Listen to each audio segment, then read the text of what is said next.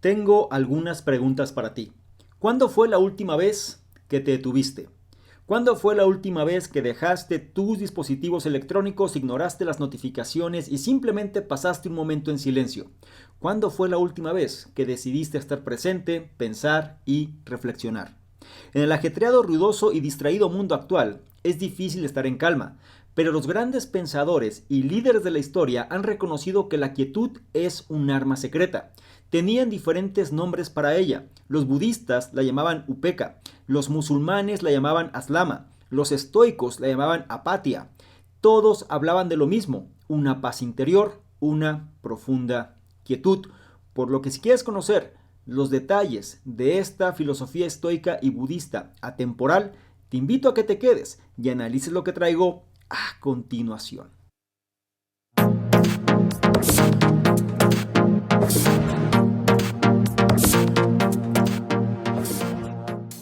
¿Qué tal? Muy buenos días, buenas tardes, buenas noches, independientemente de la hora en la que estés analizando esta información. Es un placer para mí que pases parte de tu tiempo en tu propia formación, en que seas una mejor versión respecto a quien fuiste el día anterior. Y en esta ocasión vamos a retomar uno de los temas que la audiencia muestra especial interés, que es el concepto del estoicismo, y vamos a entender un poco más cómo es que nosotros podemos mantener nuestro propio autocontrol.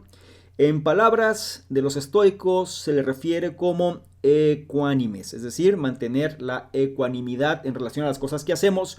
Y para entender mejor todo esto, vamos a apoyarnos de un libro que se llama La quietud es la clave.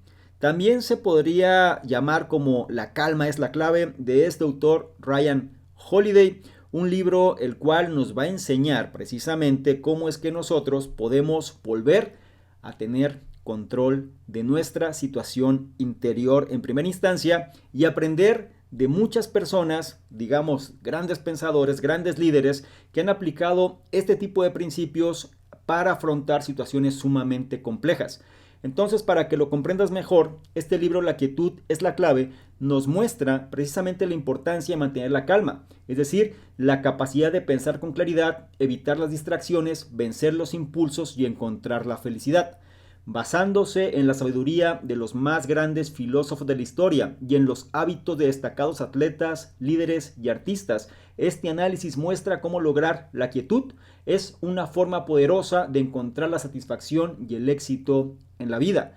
Importante mencionar es que es difícil exagerar los beneficios de fomentar la quietud o la calma interior. Puede aportar momentos de gran claridad y creatividad. Puede ayudarte a vencer el mal humor. Puede crear el espacio necesario para apreciar y disfrutar los placeres de la vida. Y cualquiera puede aprender a estar en este estado, incluso cuando el mundo ruge a tu alrededor. Así que vamos a descubrir por qué la quietud es la clave. En este análisis también aprenderás cómo un jardinero de la Casa Blanca ayudó a salvar al mundo de la destrucción nuclear. Por qué poner ladrillos permitió a Winston Churchill rendir al máximo. Y lo que Napoleón puede enseñarnos sobre nuestra configuración de notificaciones.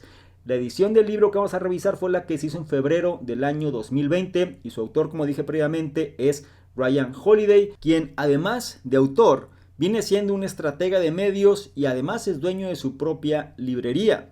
También es el presentador del podcast Daily Stoic. Entre sus otros libros figuran La vida de los estoicos, El ego es el enemigo, El obstáculo es el camino y otros más. De hecho, en este programa Conocimiento Experto puedes encontrar ya varios de este autor, así que si te gusta todo este tipo de temas, pues te sugiero a que profundices más en ello. Y Ryan Holiday es una autoridad en el tema, viene siendo ya un referente, sobre todo en los aspectos como él empieza a descifrar en la vida actual, llevar estas viejas prácticas o estas prácticas milenarias para enfrentar situaciones complejas que podemos estar de acuerdo que hoy más que nunca pues son sumamente necesarias en relación a este mundo hiperestimulado y como muchas veces pues nos dejamos llevar por toda esta corriente. Como me gusta recordarte, trata de tomar notas si te es posible y si no, analiza con atención cada uno de los puntos e implementa aquel o aquellos que más resuenen contigo porque eso es lo que hará que te conviertas en una mejor versión. Y antes de iniciar, nada más te quiero hacer una pequeña aclaración. Este libro en sí, pues la forma en la cual explica las cosas es mediante varios ejemplos y eso lo aterriza, digamos, a la situación personal. Aquí no vamos a entrar, digamos, en reflexiones posterior al punto, porque al final el punto en sí mismo viene siendo la reflexión. Así que vamos a hacerlo de una manera más fluida y además, como tenemos varios puntos a analizar, vamos a trabajarlo de esta manera. Bien, sin más por mi parte, empezamos ahora con el primero de ellos, que dice: encontrar la quietud. Un día en Roma, en el siglo I de nuestra era, el poderoso dramaturgo y filósofo Lucio Anneo Séneca intentaba trabajar. No era fácil, el ruido del entorno de Séneca era implacable. Debajo de su habitación había un gimnasio, donde los atletas gruñían y gemían, con sus pesas golpeando y repiqueteando. En la calle los perros ladraban y los vendedores voceaban sus mercancías. Como si este jaleo externo no fuera suficiente, a Séneca también le acosaba una cacofonía de preocupaciones. Sus finanzas estaban amenazadas, sus enemigos le habían apartado de la vida política y estaba perdiendo el favor de su mecenas, el emperador Nerón. En conjunto, no era una situación propicia para hacer mucho, y mucho menos para dedicarse a actividades de valor intelectual como el pensamiento profundo, la creatividad o la toma de decisiones. El problema de Séneca, que luchaba para encontrar la quietud en un mundo muy inquieto, probablemente nos resulte familiar. En nuestro tiempo las cosas son aún más ruidosas. A los golpes y ladridos del entorno de Séneca podemos añadir las conversaciones telefónicas en voz alta, los coches rugiendo, los aviones sobrevolando. Dependiendo de donde vivas, puede que no haya tantos vendedores gritando sus mercancías, pero ahora tenemos bandejas de entrada desbordadas e incesantes notificaciones de las redes sociales. Un coro eterno de ping, ding, ring. ¿Qué se puede hacer? Séneca, por su parte, encontró la paz en medio del ruido, abrazando la quietud. La pregunta es, ¿qué es la quietud? ¿Alguna vez te has concentrado tan profundamente que, como de la nada, como un rayo caído del cielo, te ha saltado de repente una ráfaga de perspicacia? Eso es quietud. O te has puesto delante de un público y has volcado meses de práctica en una única y poderosa actuación. Eso es quietud. Has contemplado la lenta salida del sol matutino y te has sentido reconfortado por el simple hecho de estar vivo. Eso es quietud. Como dice el poeta Rainer Maria Rilke, en un estado de quietud somos plenos, completos y todo lo aleatorio y aproximado enmudece. Séneca fue capaz de encontrar esta quietud, de enmudecer su entorno interior y exterior, y aunque plagado de problemas y distracciones, fue capaz de encontrar la serenidad para escribir ensayos filosóficos incisivos y poderosos que han influido en millones y millones de personas. Séneca creía que si las personas podían encontrar la paz en su interior, todo lo demás sería posible. Pensamiento, trabajo, una buena vida, aunque el mundo a su alrededor estuviera en guerra. Séneca vivió hace miles de años, pero el poder de la quietud perdura. En todo el mundo, filósofos y religiones han abrazado la quietud, a la que han dado muchos y variados nombres. Upeka, los budistas; Aslama, los musulmanes; Aequianimitas, los cristianos; Apoteia, los estoicos. Apoteia, por cierto, es la raíz de la palabra apatía. No significa apáticos o sin emociones. Significa no dejarse perturbar por la pasión en el buen sentido. La ecuanimidad podría ser la mejor traducción, una especie de quietud emocional. La cuestión es que con diferentes nombres y formas, la quietud puede encontrarse en todo el mundo y a lo largo de toda la historia. En este análisis vamos a explorar cómo encontrarla por nosotros mismos. Por ahora no olvides la enseñanza de este primer punto: encontrar la quietud. Pasamos al punto 2 con un ejemplo de crisis. El punto 2 dice: mantén la quietud en la crisis. El 15 de octubre de 1962, John F. Kennedy se despertó en un mundo que había cambiado radicalmente. Mientras dormía, la CIA había identificado emplazamientos de misiles nucleares soviéticos que se encontraban construyendo en Cuba, a menos de 100 millas de la costa de Florida. De repente, lo que parecía una posibilidad remota estaba muy cerca, la posibilidad de un ataque nuclear contra Estados Unidos. Fue un momento de inmensa presión para Kennedy.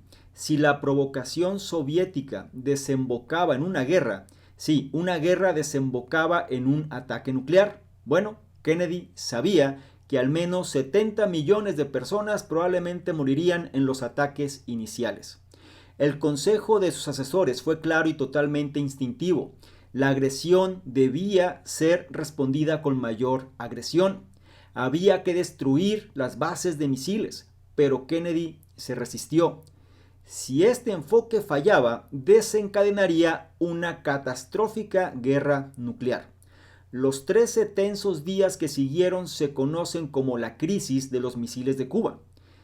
Si Kennedy no hubiera mantenido su ecuanimidad, si hubiera seguido los consejos de sus asesores, podríamos recordar ese momento con otro nombre, quizá el comienzo de la Tercera Guerra Mundial, o podríamos no estar vivos para recordarlo en absoluto. Por suerte, Kennedy fue capaz de mantener la compostura, incluso cuando la amenaza del Armagedón se cernía sobre él. La pregunta, ¿cómo lo hizo? En lugar de perder la cabeza, encontró la calma. La próxima vez que te encuentres en una situación de alto riesgo, intenta hacer lo mismo. Actúa desde la calma, no desde el estrés. Para ello, haz lo mismo que Kennedy. Resiste a tus instintos y ve más despacio. Veamos su proceso. En primer lugar, se resistió a su reacción visceral. No ordenó inmediatamente atacar las bases de misiles. En segundo lugar, fue más despacio. En lugar de apresurarse a tomar una decisión, Kennedy se mantuvo reflexivo. Navegar era su actividad meditativa habitual, pero no había tiempo para ello. Así que en su lugar nadó en la piscina de la Casa Blanca para darse espacio para pensar. También buscó paz y soledad en el Jardín de las Rosas. Más tarde, incluso agradeció al jardinero residente su contribución a la resolución de la crisis. Finalmente, anunció el bloqueo de Cuba.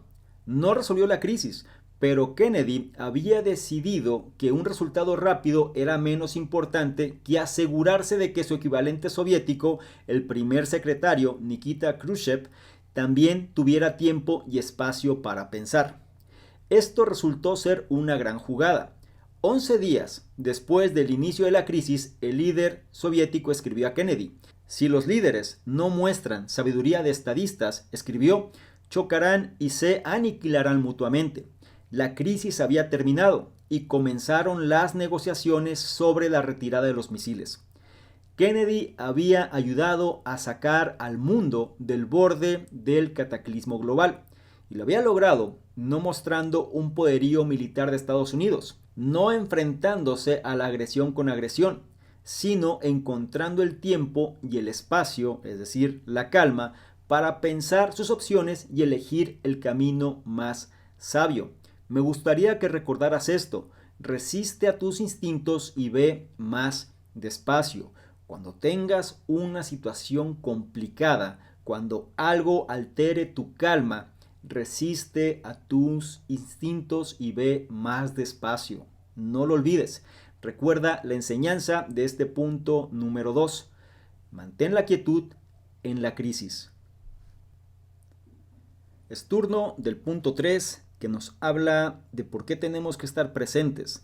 El punto 3 se refiere al poder de la presencia.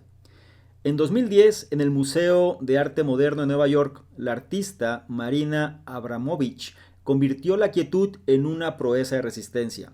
En el museo, durante 750 horas, a lo largo de 79 días, permaneció sentada, quieta y en silencio. Frente a su silla había otra en la que los visitantes podían sentarse. Más de 1500 visitantes del museo se sentaron en esa silla. Cada vez Marina se tomaba un momento para mirar hacia abajo y recogerse antes de levantar la vista. Cuando encontraba la mirada de su nuevo visitante, estaba realmente ahí. realmente con ellos. La exposición se llamaba El artista está presente. Marina sabía que si empezaba a soñar despierta o mostraba cansancio o aburrimiento, si dejaba escapar su presencia de alguna manera, la persona que tenía enfrente lo notaría al instante, así que se centraba únicamente en el momento presente. Los visitantes que se sentaban frente a Marina encontraban la experiencia profundamente conmovedora. Algunos de ellos, ante su total presencia, su total ocupación del momento, se sintieron embargados por la emoción y lloraron abiertamente. ¿Por qué? Bueno, la mayoría de la gente, la mayor parte del tiempo, no intenta ocupar el momento, intentan salir de él. En lugar de disfrutar de una hermosa puesta del sol, le hacemos una foto. O si alguna vez tenemos una tarde tranquila en casa, nuestra mente repasa lista de cosas que hay que hacer, incluso haciendo cola para ver a Marina Abramovich. No estamos totalmente ahí, miramos el teléfono, miramos el móvil.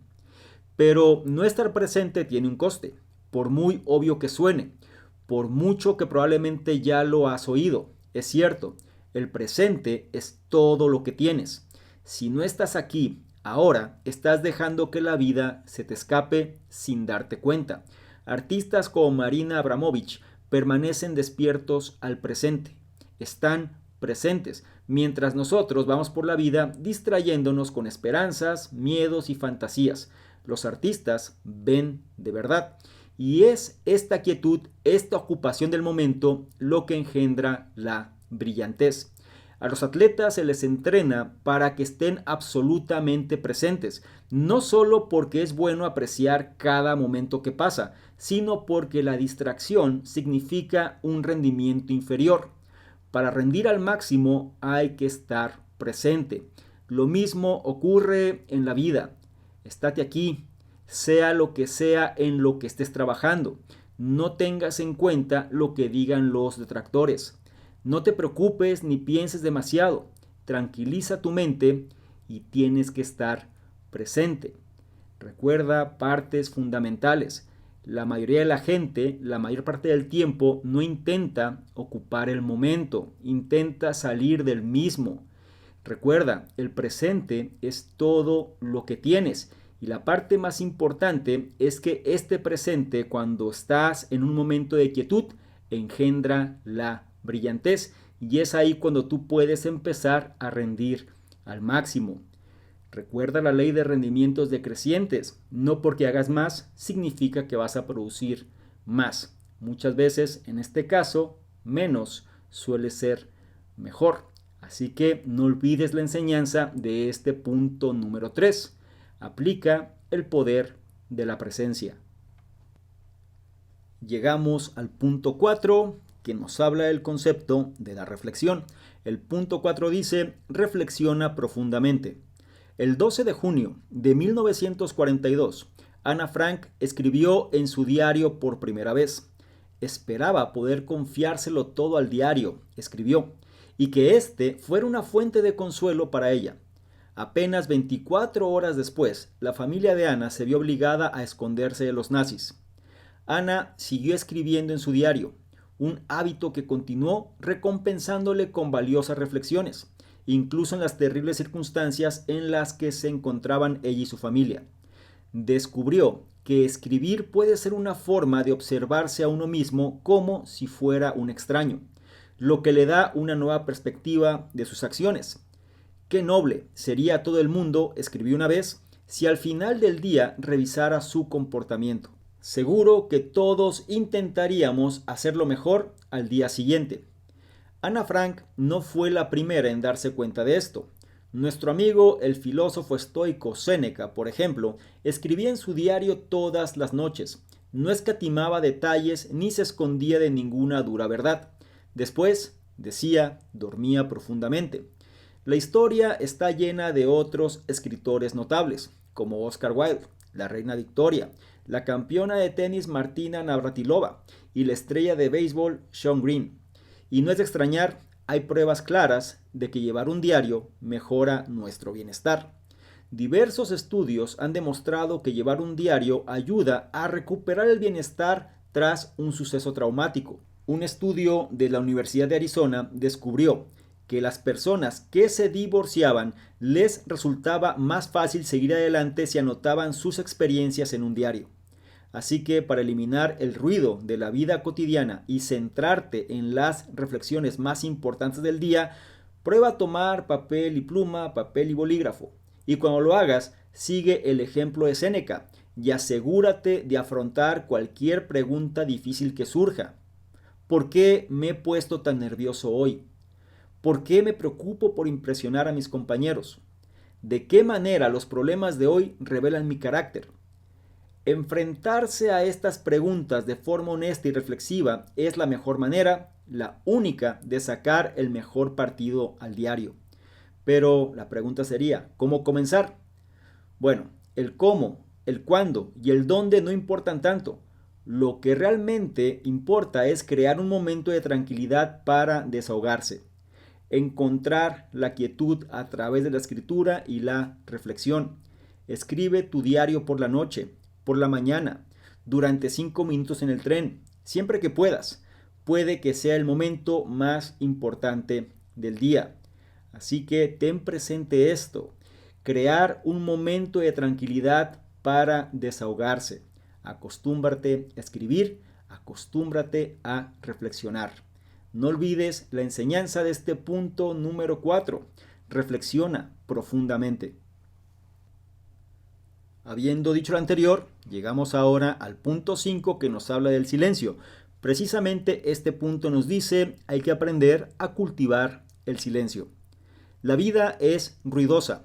Los teléfonos suenan, las notificaciones pitan y muchos de nosotros llevamos auriculares a diario, bloqueando el ruido no deseado con otro ruido más deseable. Sentados en un avión sin ningún sitio al que ir, podemos ver hasta qué punto confiamos en el ruido entre comillas para evitar el silencio. Vemos películas terribles o escuchamos podcasts en lugar de sentarnos en silencio y contemplar el terreno de nuestros propios pensamientos. Pero, ¿por qué entregar nuestra mente a ruidos que nos distraen cuando, en cambio, podríamos aprovechar las grandes riquezas que nos ofrece el silencio? Esas riquezas son algo que el compositor de música experimental, Johnny Cage, comprendió profundamente. A Cage siempre le había fascinado el silencio. Durante un concurso oratorio en el instituto, llegó a defender que Estados Unidos debería establecer un Día Nacional del Silencio. Fue el comienzo de una vida dedicada a explorar el verdadero significado de este. La creación más famosa de Cage, titulada 433, es una composición con un giro. Es un tramo de 4 minutos y 33 segundos de silencio ininterrumpido. Durante la primera interpretación de la pieza, el público se sentó a escuchar el silencio. Durante el primer movimiento de la pieza podían oír el viento fuera de la sala. En el segundo, las gotas de lluvia golpeaban el techo. Después de la representación, Cage señaló algo importante. El silencio, dijo, no existe realmente. Lo que consideramos silencio no lo es en realidad, porque está lleno de sonidos accidentales. Al dar silencio a la gente, Cage les ayudaba a empezar a oír de verdad. Es una lección para todos aquellos cuyas vidas son demasiado ruidosas. El silencio o la ausencia de ruido puede ayudarnos a centrarnos y a encontrar la claridad, a encontrar la quietud. El experto en liderazgo, Randall Stutman, que trabaja con directores ejecutivos y líderes de Wall Street, estudió una vez cómo se recargan los peces gordos de los negocios durante su tiempo libre. Descubrió que la clave estaba en pasar tiempo en entornos con el mínimo ruido, disfrutando de actividades como el ciclismo de larga distancia, la natación e incluso el submarinismo. Ahí, estos líderes se recargaban escapando de las voces que aborrotaban su vida laboral. Reducir así el ruido nos ayuda a descubrir una conciencia más profunda de lo que nos rodea. Eso puede significar simplemente ser conscientes de la lluvia en el tejado mientras un pianista se sienta en silencio al piano, o las respuestas a los problemas de tu empresa que te vienen a la cabeza durante el 1,5 kilómetros que recorres en bicicleta. Y aquí es importante que tú comprendas esto. Al dar silencio a la gente es cuando se empieza a escuchar de verdad. El silencio o la ausencia de ruido puede ayudarnos a centrarnos y a encontrar la claridad. Les digo una vez más, estamos sobreestimulados y la gente escapa del silencio, no se tolera en relación a no estar escuchando algo que los esté distrayendo. Una de las claves para reconectar radica en escapar hacia entornos con el mínimo ruido. Y no me refiero a escapar por tratar de evadir la situación, sino más bien a ser conscientes que necesitamos tener este diálogo interno. Y para esto necesitamos silencio. Reducir el ruido ayuda a descubrir una conciencia más profunda de lo que nos rodea y sobre todo complementa el punto previo que es nos hace estar presentes. Así que no olvides la enseñanza de este punto número 5. Aprende a cultivar el silencio. Pasamos al punto 6, que nos habla de la importancia de la paz interior con un ejemplo de vida que vale la pena considerar. El punto 6 dice, la quietud del alma. En junio de 2008, Tiger Woods ganó el US Open de golf por tercera vez en un desempate a 18 hoyos. Fue su 14ª victoria en un Major, y algunos la describieron como una de las mejores victorias jamás vistas en este deporte. Y lo que es más, lo hizo con una pierna rota en 2 partes. Fue el punto culminante de la carrera de Woods. Pero poco después, el mundo del golfista se derrumbó. Durante 21 días, las portadas del New York Post detallaron sus aventuras con estrellas del porno y camareras, así como sus encuentros en aparcamientos de iglesias y otros detalles oscuros. Su vida secreta salió a la luz y Woods no volvió a ganar un Major en más de 10 años. Como ha dicho el monje vietnamita Thich Nhat Hanh, aunque la superficie del océano parezca tranquila, debajo hay corrientes. Ese fue sin duda el caso de Tiger Woods, un hombre famoso por su capacidad de encontrar la quietud en momentos de estrés, que de hecho estaba a merced de poderosas corrientes que acechaban bajo la superficie. Sin embargo, no es de extrañar una vez que se comprende cómo Tiger Woods fue educado para ser un campeón. Su padre, consciente de que el golf depende de la capacidad de mantener la cabeza despejada, se burlaba de Woods cuando intentaba jugar, llamándole hijo de, ustedes ya saben qué, o soltándole insultos racistas en los momentos de mayor concentración. Su madre le amenazó con pegarle si arruinaba su reputación como madre. En palabras del propio Woods, le educaron para ser un asesino a sangre fría en el campo de golf. Y funcionó. Su educación le convirtió en un gran campeón, pero también le dejó un alma profundamente perturbada, que le llevó a descuidar y traicionar a su familia en pos de aventuras deshonestas y en última instancia insatisfactorias. Más tarde, Woods reflexionó sobre esta época de su vida y se dio cuenta de que si estás mintiendo todo el tiempo, la vida no es divertida. La historia de Woods demuestra que la búsqueda incesante de cualquier cosa no merece la pena si dañamos nuestra alma en el proceso. Como hemos visto, la quietud es útil para ser más eficaz en los negocios o en el deporte. Pero, pregunta, ¿de qué sirve todo esto si en nuestra vida personal nos parecemos más a toros bravos de sangre caliente que a los monjes serenos que aspiramos ser? Nuestra felicidad y nuestra satisfacción en la vida provienen de lograr la quietud del alma. Y este punto es sumamente crítico y difícil de entender. ¿Por qué? La gente justifica, es más, muchas veces no es consciente de cómo sucede su vida y entonces simplemente actúa en consecuencia. Recuerda esto, la búsqueda incesante de cualquier cosa no merece la pena si dañamos nuestra alma en el proceso. Así que pregúntate si lo que estás haciendo realmente es algo que ayuda a que tu alma esté mejor o simplemente te lleva a estar cada vez en un pozo más profundo. Actúa rápido y trata de tomar las medidas pertinentes. No olvides la enseñanza de este punto número 6. Recuerda mantener la quietud del alma. Con esto llegamos al punto 7, que nos ayuda de alguna manera a comprender los límites. El punto 7 dice, hay que saber cuándo es suficiente. No todo el comportamiento de John F. Kennedy durante la crisis de los misiles de Cuba demostró los ideales de la quietud. En un momento dado, con las fuerzas estadounidenses y soviéticas al borde del conflicto, Kennedy tuvo una cita con una estudiante de 19 años del Wheaton College en un hotel cercano a la Casa Blanca. El hombre más poderoso del mundo se dejaba llevar por sus bajos deseos en un momento crítico. Pero antes de juzgar con demasiada dureza, tómate un momento para reflexionar sobre hasta qué punto te dejas llevar por el deseo. La mayoría de nosotros somos presa del deseo, ya sea por una persona bella, el poder, el último iPhone o el dinero. Si nos dejamos llevar en exceso por nuestros deseos, resulta más difícil alcanzar la verdadera satisfacción. Y es que los deseos superficiales, a diferencia de los que conducen a búsquedas más nobles, suelen tener un coste.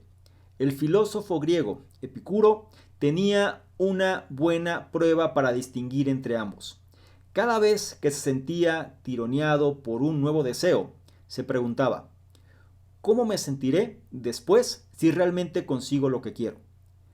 Hacerse esta pregunta te va a ayudar a centrarte en la resaca y no solo en el sabor de la bebida, en el sentimiento de culpa y no solo en la emoción de la aventura.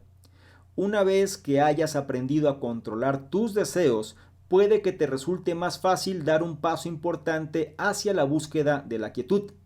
Aceptar que ya tienes suficiente. Los escritores Kurt Vonnegut y Joseph Heller asistieron una vez a una fiesta en la casa palaciega de un multimillonario. Vonnegut preguntó a su amigo qué sentía al saber que su anfitrión probablemente había ganado más ese mismo día que el libro de Heller, Catch 22, en toda su historia.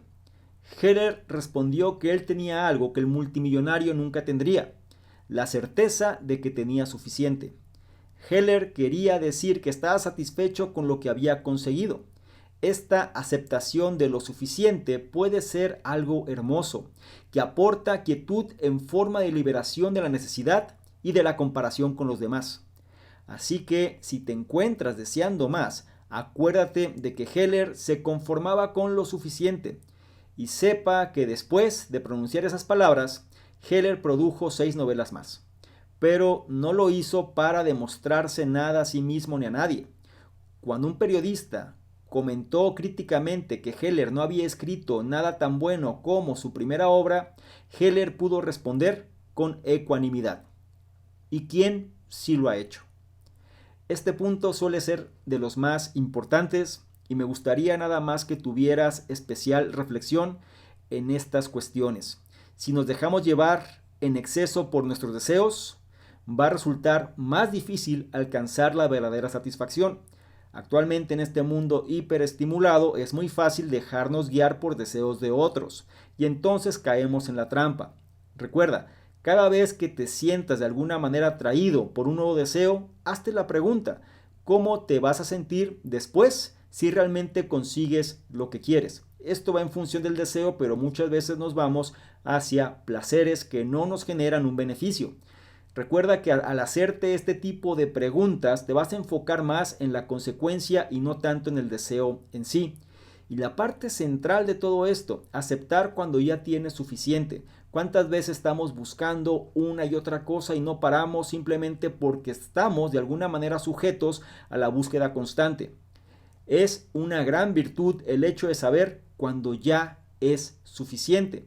Recuerda, esta aceptación puede ser algo hermoso que te va a generar paz y ya no vas a sentir esta necesidad de estar compitiendo y comparándote con el resto.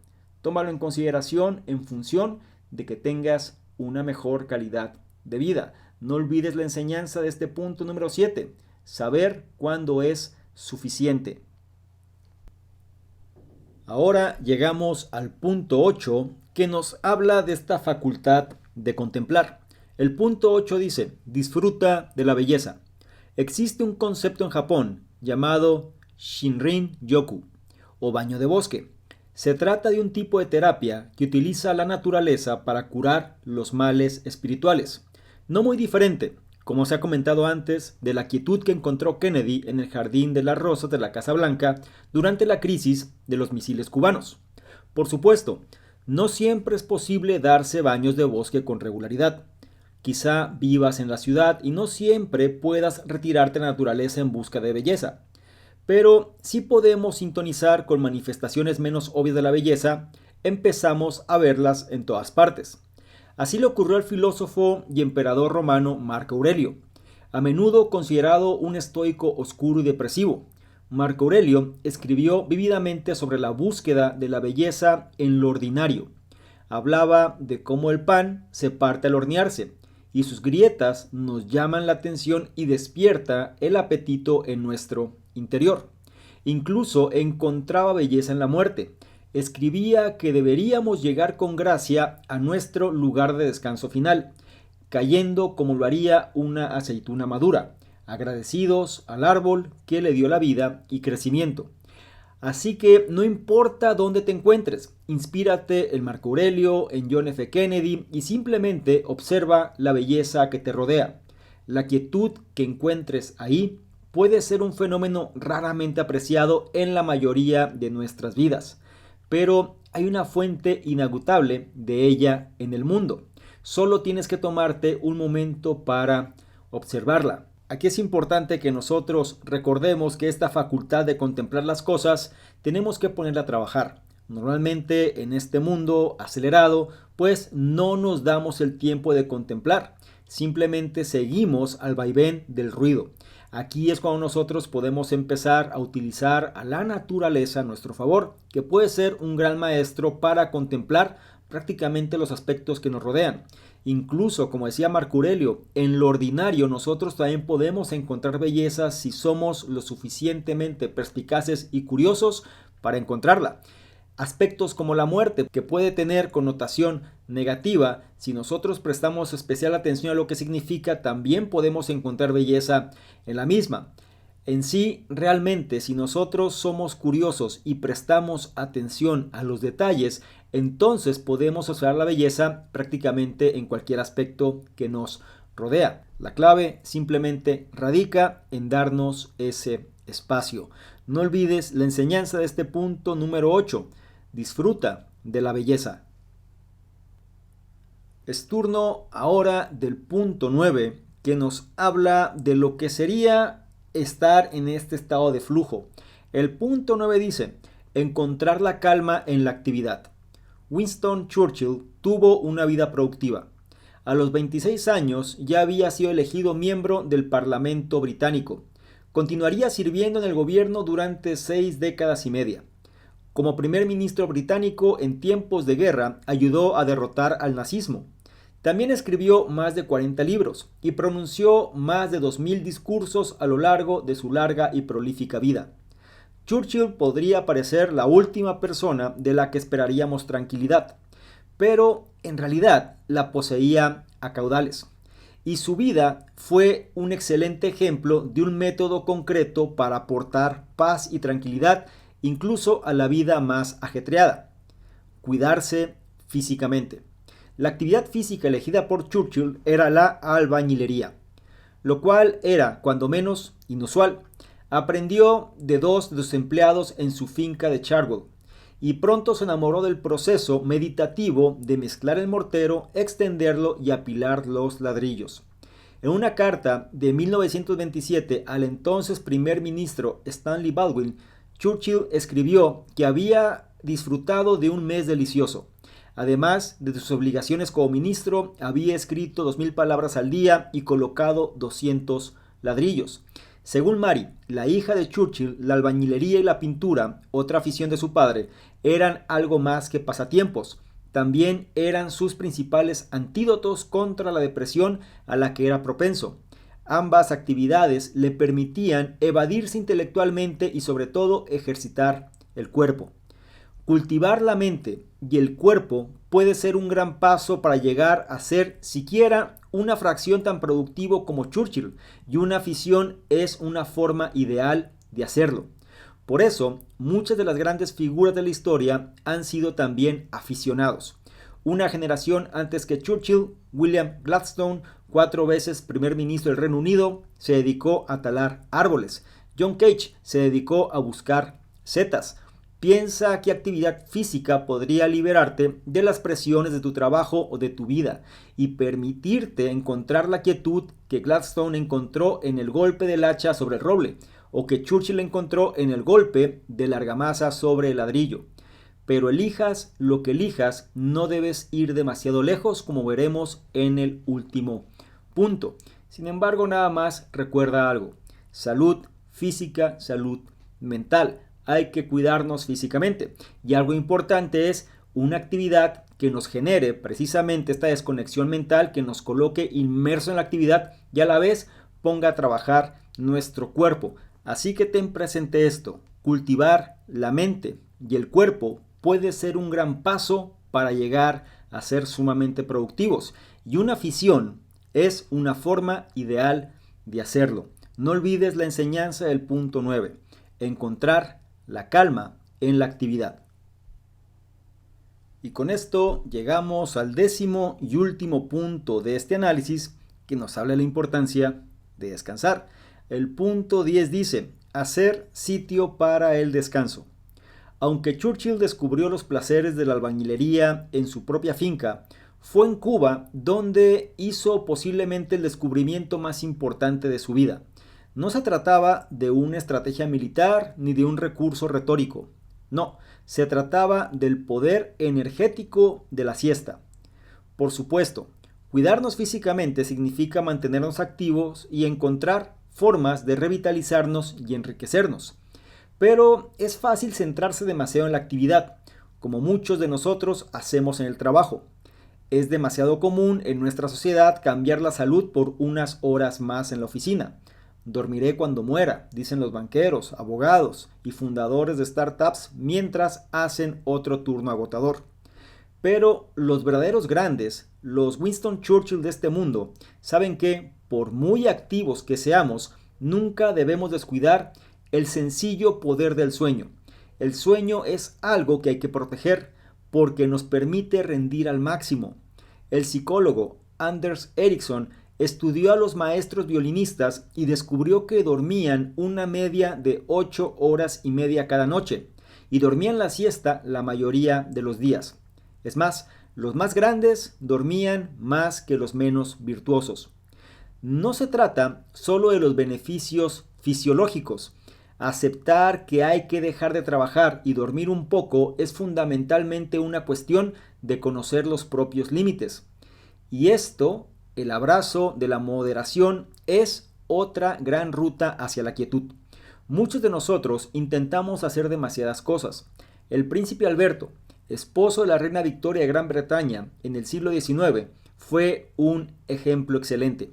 El príncipe Alberto no solo se tomaba en serio su papel de príncipe consorte, se lo tomaba demasiado en serio, con una serie interminable de reuniones y obligaciones sociales. Se volcó en la organización de la Gran Exposición de 1851, una celebración de 6 meses de duración del Imperio Británico, y dedicó años de su vida al proyecto. Cuando se inauguró, dijo a su familia que se sentía más muerto que vivo. El acontecimiento fue un gran éxito, pero la salud de Alberto nunca se recuperó de este exceso de trabajo. Cuando murió en 1861, sus médicos creían que el exceso de trabajo había dañado gravemente su salud. Se había matado trabajando, literalmente. Muchos de nosotros sentimos hoy que siempre hay algo que hacer. Nos decimos a nosotros mismos que tenemos que responder a ese correo electrónico, que tenemos que apuntarnos al viaje de negocios de última hora fuera del estado. No, detente. Debes estar presente. Conoce tus límites. Adopta la moderación. Protege el regalo que es tu cuerpo. Presta atención a tu salud física, a tu espíritu y a tu mente, y podrás cultivar la quietud. Puedes sentir su poder en tu vida, así que ve más despacio, calma las cosas, tranquilízate, abraza hoy la quietud. No olvides la enseñanza de este punto número 10. Tienes que hacer sitio para el descanso. Llegamos al final de este análisis y me gustaría concluir con lo siguiente. Hay una cualidad clave que comparten las personas verdaderamente geniales: la capacidad de estar quietas incluso cuando el mundo ruge a su alrededor. Así que estate quieto. Eso significa estar presente, cultivar el silencio, reflexionar profundamente, escribiendo un diario, encontrar la belleza en la vida, como darse un buen baño de bosque, saber cuándo tienes suficiente, tener una afición y cuidar tu cuerpo, dormir lo suficiente y hacer ejercicio físico. No olvides los puntos sobresalientes de este análisis. Encontrar la quietud en la crisis, el poder de la presencia. Reflexiona profundamente, cultivar el silencio, la quietud del alma, saber cuándo es suficiente, disfruta de la belleza, encontrar la calma en la actividad, hacer sitio para el descanso. Y si me permites darte un consejo o acción, sería el siguiente: deshazte de tus cosas. Nacemos libres de pertenencias y luego empezamos a acumular cosas. La pregunta es, ¿cuántas necesitamos?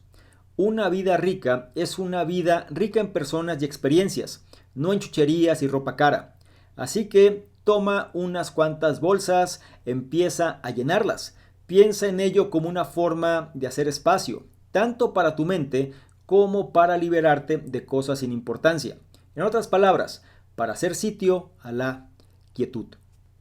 Esto cierra el análisis. El libro en cuestión fue Stillness is the Key. En inglés, en español lo puedes encontrar como La quietud es la clave o bien La calma es la clave, de su autor Ryan Holiday. Un libro que nos enseña y sobre todo nos lleva a abrazar el poder de la quietud. Me gustaría mucho saber tus comentarios al respecto. ¿Qué es lo que te deja este análisis? ¿Y cuál es el punto o puntos que vas a llevar a la práctica y que más resonaron contigo? Porque eso es lo que hará que te conviertas en una mejor versión. Por otro lado, si esta información la consideras de valor, no se te olvide evaluarla, compartirla, darle me gusta, porque de esta forma nos ayudas a llegar a una mayor cantidad de personas que también pueden beneficiarse de este tipo de contenidos. No se te olvide revisar en la descripción los enlaces que ya aparecen, porque te van a llevar a nuestros distintos programas. Ya se encuentra liberado Revolución 180. Me encantaría que formaras parte de este gran proyecto, así que dale la oportunidad. Y para finalizar, y no menos importante, si quieres que interactuemos de una forma más dinámica, porque tomas una imagen, un screenshot a este contenido, te vas a Instagram, me buscas @SalvadorMingo y colocas esta imagen en tus historias. Te aseguras de etiquetarme y poner tu comentario. Si lo haces, yo te voy a responder en reciprocidad y además te voy a compartir con la audiencia. ¿Te parece bien? Espero que sí. Te recuerdo mi nombre. Soy Salvador Mingo, soy el fundador del programa Conocimiento Experto y yo te espero en un siguiente análisis. Chao.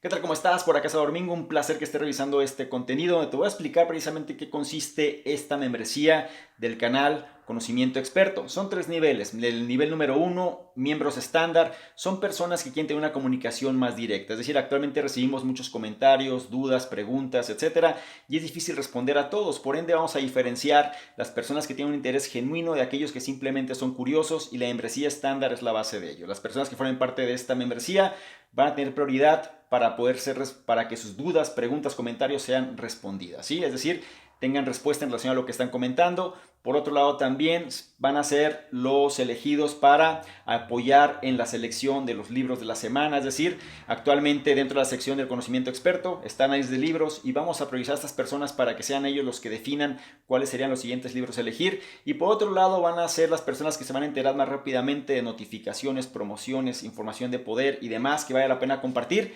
Son los que van a tener esa prioridad. La membresía número 2 son entrevistas con expertos, personas que quieren de alguna manera profundizar más en su conocimiento y sobre todo apalancarse de otras personas. Vamos a estar generando entrevistas con diferentes expertos, diferentes personas alineados obviamente a la metodología del canal, pero que puedan aportar mayor valor todavía en relación a todo este tipo de información, y las personas de este nivel son los que van a tener acceso a estas entrevistas. Y el tercer nivel se refiere a las personas que quieren de alguna manera emprender de una forma digital con un branding personal fuerte. Es decir, dentro de los cuestionamientos, preguntas y demás, las personas suelen hacer o suelen preguntar de manera incisiva de qué manera se puede emprender mejor en esta economía de la atención. Bueno, esta opción número 3 te va a permitir precisamente hacer eso: emprendimiento digital con un branding personal fuerte, o bien esta membresía va ligada o se va a relacionar con emprendedores digitales que quieren reforzar su marca personal. Te invito a que revises los detalles y yo te espero precisamente del otro lado. Chao.